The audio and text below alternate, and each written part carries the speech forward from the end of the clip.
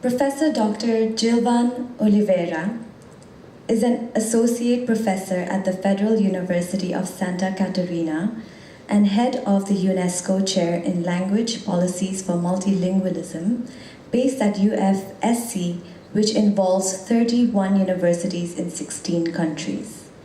He was the director of the Institute for Research and Development in Language Policy in Florianópolis, Brazil, and executive director of the International Institute of the Portuguese Language of the Community of the Portuguese Language Countries in Cape Verde, developing projects such as the Common Orthographic Vocabulary of Portuguese, associated with the 1990 Portuguese Orthographic Agreement, and the Portuguese as the Foreign Language Teacher Portal.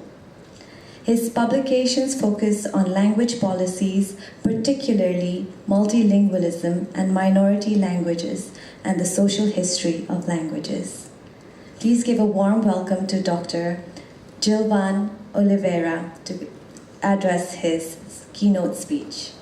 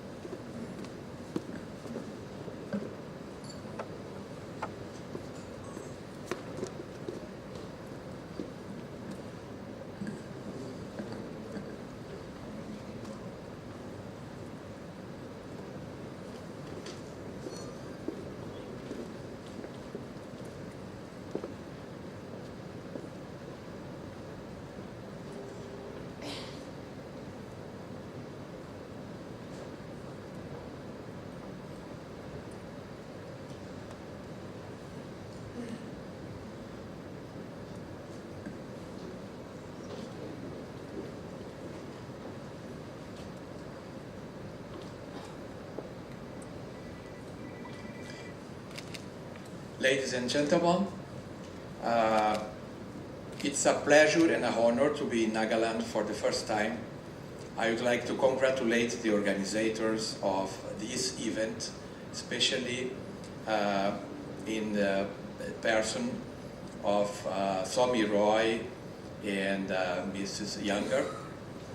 And of course, for us linguists, it's very important and very pleasant to be in multilingual countries and multilingual situations like Nagaland. I thank you very much for the invitation. Our UNESCO Chair on Language Policies for Multilingualism has now a few years of work.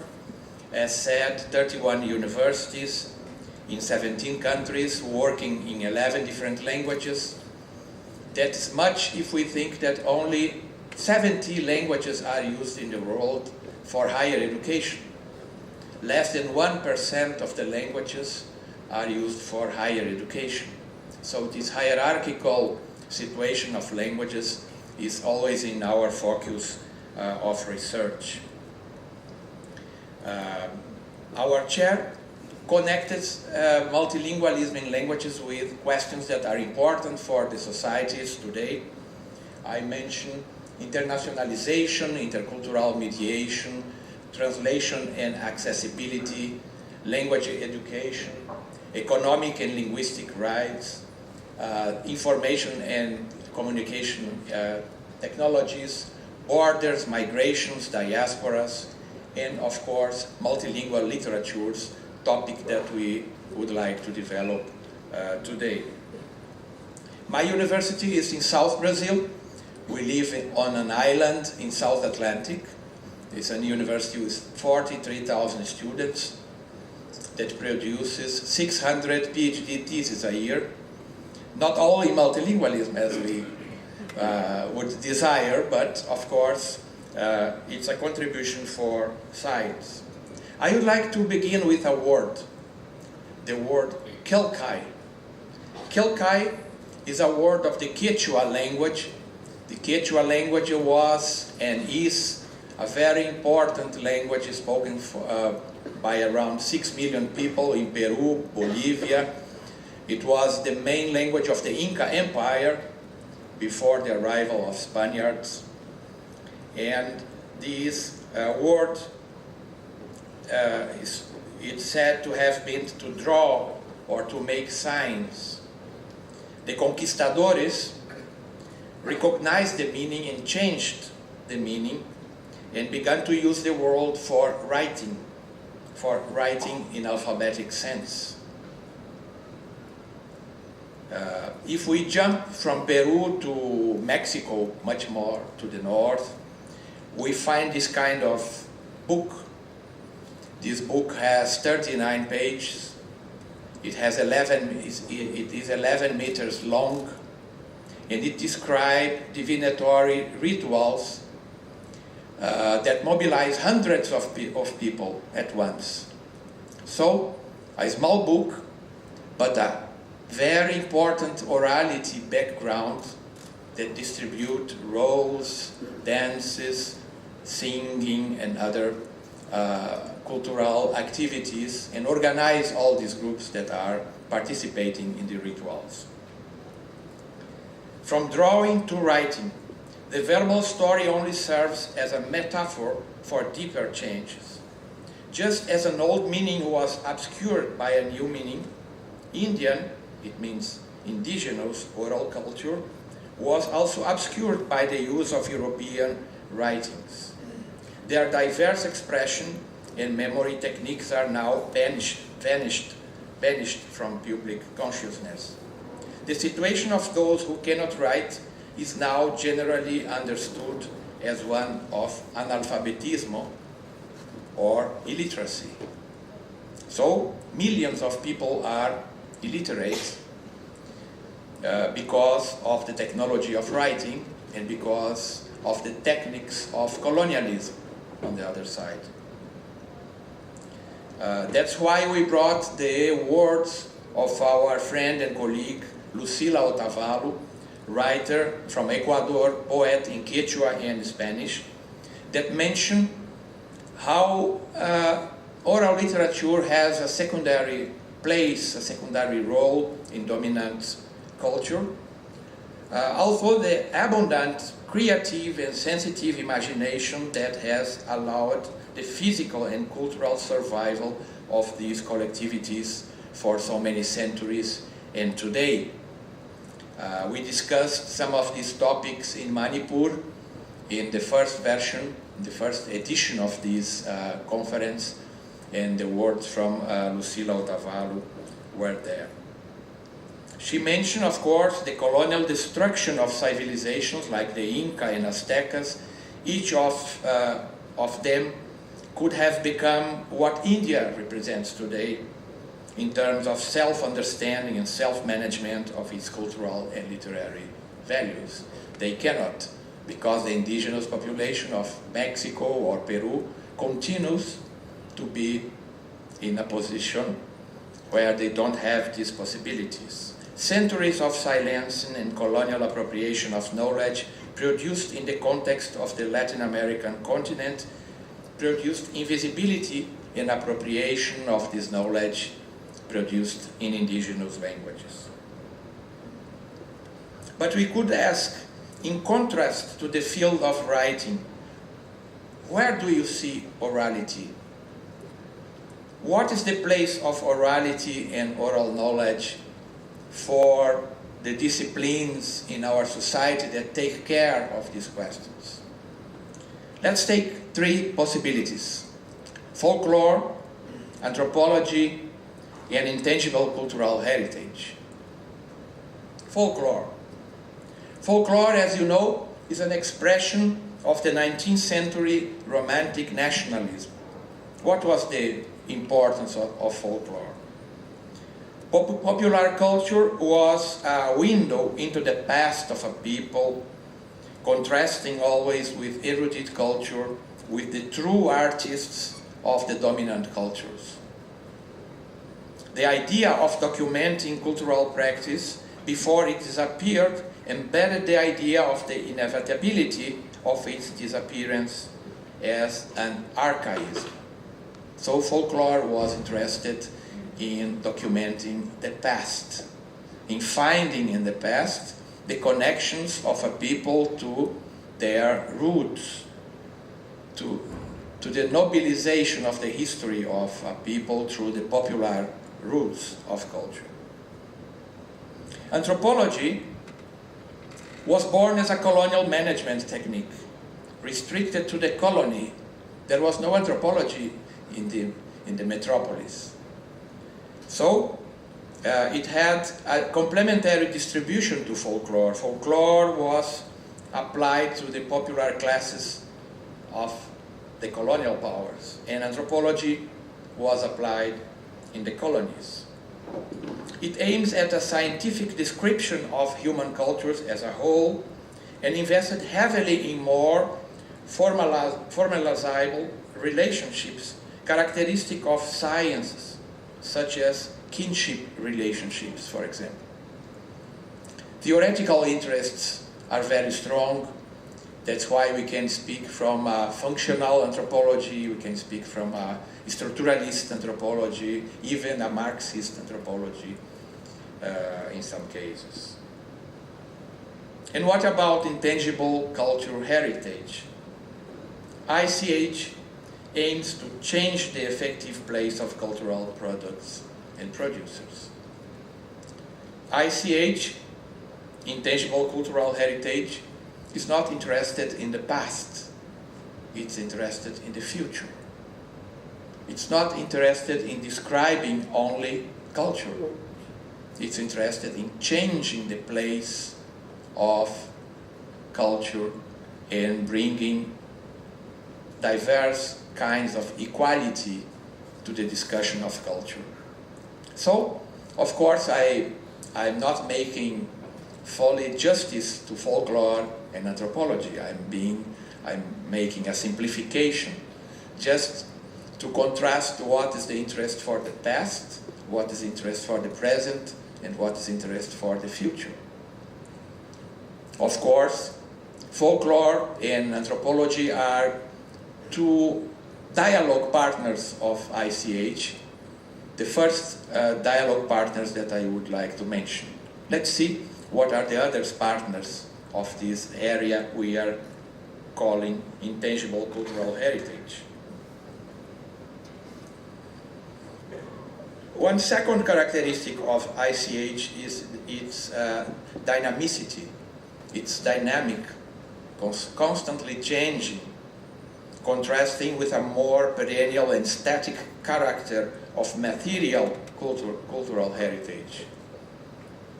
So, if we think in the ground concepts of heritage, we must go back more than 250 years in the past, to the moment of creation, for example, of the British Museum in the middle of 18th century, one of the first that opened its collections to the public and preserve a wide range of cultural artifacts. More important even is the French Commission for Historical Monuments, created during the French Revolution, that was a precursor to modern policies for the preservation and conservation of cultural heritage. Many of the concepts that you use in ICH come from this material heritage. So that would be the second partner, dialogue partner from ICH, the long history of considering buildings, bridges, forts, and other milestones of human memory and history as important an element of conservation. For safeguarding of the intangible cultural heritage, we must mention the Convention for the Safeguarding of the Intangible Cultural Heritage to 2003. But of course, it was already a product of many practices, many experiences that the member states of UNESCO had. For example, India. India began to consider heritage few years after independence. Since the 50s, India has many programs for heritage. So I would mention this convention as a product of the effort, of the national effort of countries to organize the field, to develop concepts, to bring innovation, and to make this field wider and wider every decade. Intangible cultural heritage is and brings and forms identity, recognizing, safeguarding, and celebrating cultural practices, traditions, knowledge, and skills that are passed down from generation to generation and are considered vital to the cultural identity of communities and societies. But what is the difference between culture and identity? We could say that cultures are the beliefs, the interactions, the organizations of the way of life of peoples. For identity, people take some elements of cultures, more elements or less elements, or only one element. Sometimes identity is only religion. Sometimes identity can be only language. Sometimes identity is exactly what our neighbor is not. Is the difference to our neighbor, the contrast to the other, the establishment of borders between us and the others. One important characteristic of intangible cultural heritage is it does not belong only for the people that produce this cultural heritage. It belongs to everyone. It belongs to the nation. It belongs to the world. It has a universal character. It is a lesson for humanity. Each one is a lesson for humanity. That's why UNESCO mentioned that ICH is a peace strategy. Why a peace strategy? Because strong identities, exclusivist identities based on the love for oneself, led to conflicts as they dehumanize other human experiences. ICH takes place in collective, multilateral context. At the same time that I celebrate my tradition, I celebrate the tradition of the others. I celebrate the diversity of traditions.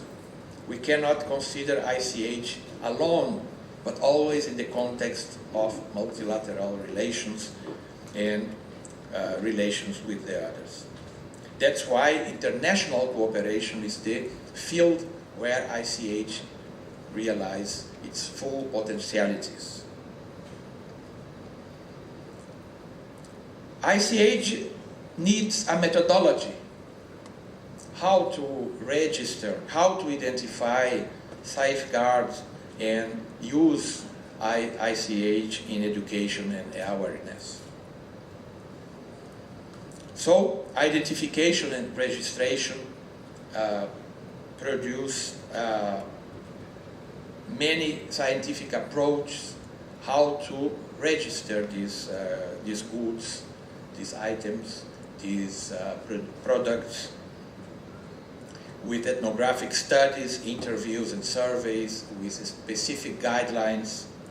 Safeguarding need other kind of measures, is made after registration and identification. It may involve creating museums, cultural centers, promoting festivals and events that celebrate traditions, like here, for example. In that point, data sovereignty is a very sensitive point. How can the community keep ownership, control, have the management of the intangible cultural heritage, and especially how can the community keep the benefits, the economic, political, sociological benefits of ICH. The data sovereignty is being discussed in many contexts. Diverse proposals are on the table for sovereignty, and especially open database connected to UNESCO as the UNESCO Atlas of World Languages are a guarantee that this sovereignty could be kept. Then education and awareness. How can we include this topic in school curricula? I see here so many students.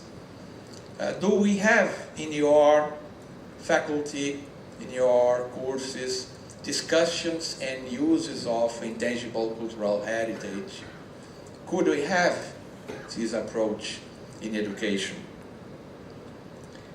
The fostering of community participation as a strategic point to guarantee intergenerational transmission of the knowledge, for example, is a sensitive point.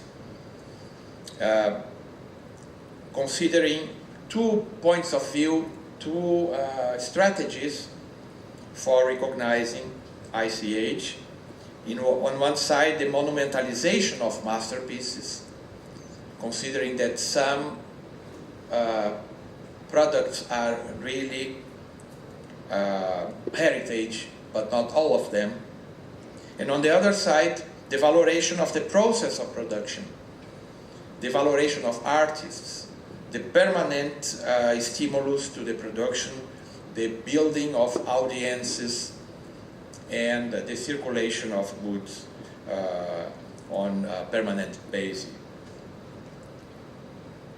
My question, to come to the last part of the speech, is: can languages be intangible cultural heritage? If we see the history of this topic, we see that intangible cultural heritage keeps expanding, keeps including new objects, new relations, new possibilities. Till sometime in the past, people would see that languages are just the repository of cultural heritage, not languages themselves were heritage. But now this topic is expanding, and we had in Brazil one of the first experiences in the field through the National Inventory of Linguistic Diversity, created 2010. It was a very tense begin, because the Service for Heritage had many difficulties considering languages as heritage. How should it be done? There were no other experiences before that we could follow. So the idea was to take the languages that are constitutive in the history of the nation and to consider them as a heritage, to create a policy for documentation, a strategy for mobilization of language communities. It took 5 years, since 2005 till the federal decree of 2010 that has created the system. In a country like Brazil, with 180 different indigenous languages, 56 immigration languages that are already in the country 200 years or 150 years, 120 years. 22 sign languages, many of them indigenous sign languages, and 1 official sign language. Brazil has 2 official languages, Portuguese and Brazilian Sign Language, besides Afro-Brazilian languages and Creoles. But very differently from India, in Brazil, 98.5% of citizens speak only Portuguese. So this big number of languages are spoken by less than 2% of the population, and still they are there, and still they are citizens. So Brazil is the 9th most multilingual country in the world, but has 98% of monolingual population. Let's see what the federal decree says as kind of inspiration for our discussion. First is that languages must have the character of relevance for the memory, history, and identity of the groups that make up Brazilian society.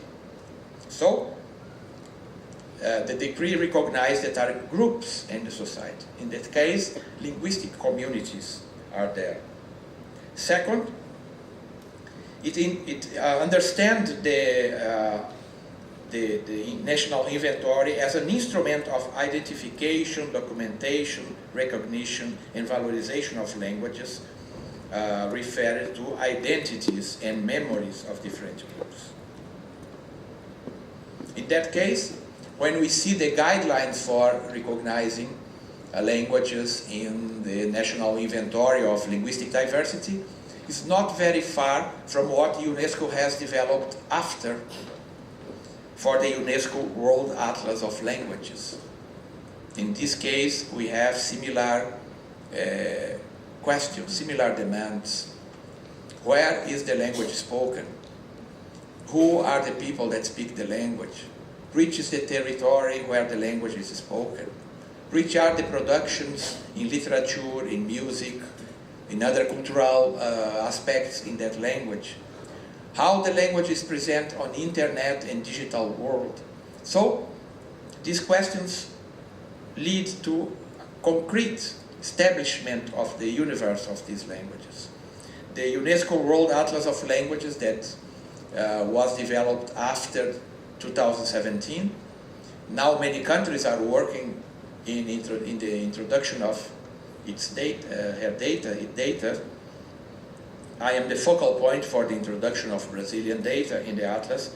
We have the opportunity to compare the policies for ICH and the UNESCO Atlas of World. Last one. What happened to the languages that are represented or are recognized as heritage? They receive a diploma, they receive a title of Brazilian cultural reference. And governors, you would call it chief ministers of states, in our case we call them governors, receive a notification of the Ministry of Culture. In your state there is a cultural reference, a language that is considered an intangible cultural heritage, and you have responsibilities for the safeguarding of this language. This involves notifying states, municipalities, and other territories about the necessity of keeping control on these languages. The first one was the first language to be recognized was the Guarani language, Guarani-Mbuá language. Guarani is another big language in South America, spoken in Paraguay, Bolivia, Brazil, Argentina, for more than 6 million people. It's a macro language. It means it has sub-languages inside, not dialects, but other smaller languages inside a macro language. That's a concept used in case like that. The language is spoken in 6 states in an area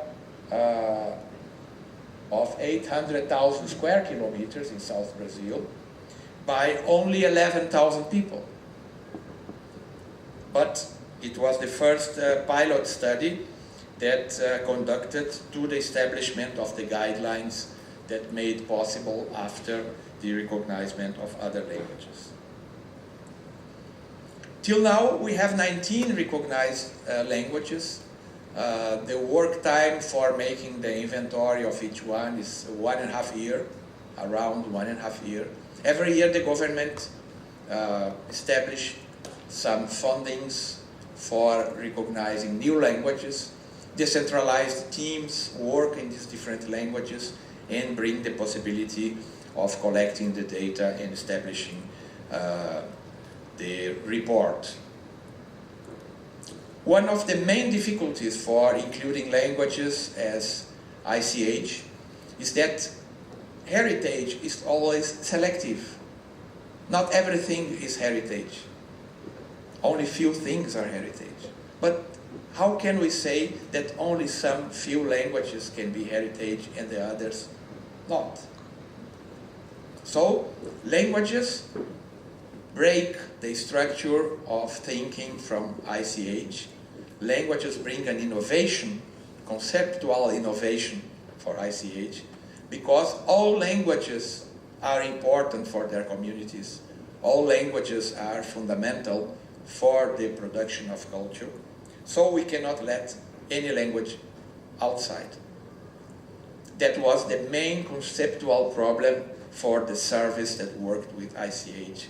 How to understand that every object, in that case, every language is a heritage and not only few like we have in other cases.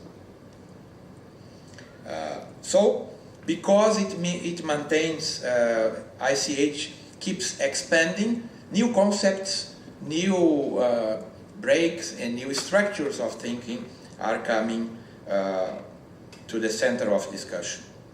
Second question is, what languages represent the country? In many countries, only indigenous languages are represented as heritage. It's the case of Mexico. It's the case of Bolivia. They have communities of immigration that have contributed to the building of nation, but they are not recognized. We had a different policy in Brazil. The government decided not to create any barrier to the inclusion of Brazilian languages in the inventory, even immigration languages. So, in our case, German is the Brazilian language and is a cultural reference for Brazil. Why? Because German is spoken in Brazil since the moment of the independence. And the German-speaking people, today around 5 million, have contributed to build the nation. So, African languages that came with slavery, immigration languages that came and worked for the nation, and indigenous languages, Creoles that have been created in the country, and even border languages that keep the contact between us and our neighbors can be included. So, our policy is a policy of including all languages, and it contrasts very strongly to other countries that have a very specific idea of themselves. What means to be Indian and what should be considered Indian languages is a decision of the country. What are Mexican languages is a decision of Mexico. And so we have here many possibilities in the intangible heritage to consider the image of the nation and how the nation is capable of including or not different groups and different sociological experiences. The mother tongue of my mother is that one, Hunsrückisch. My mother was very repressed not to speak her language when she was a child. She spoke only this language till she was 6 years old. Then she went to the school, and the school has forbidden my mother to speak the language. She never more in life spoke the language, and I didn't have this language as mother tongue. But after my mother died, we could work in the program of recognizing Hunsrückisch as a Brazilian language and as intangible cultural heritage of Brazil. What delighted me very much, because it was the language my mother could not speak because the state did not recognize and repressed her experience. So, all languages as cultural reference, but identity discussions are there to be made, of course. The last question is, if all languages in the country can be ICH, how to proceed? How can we work with a so broad basis of communities and languages? So, in our experience, the methodology is the state does not take the initiative to include a language.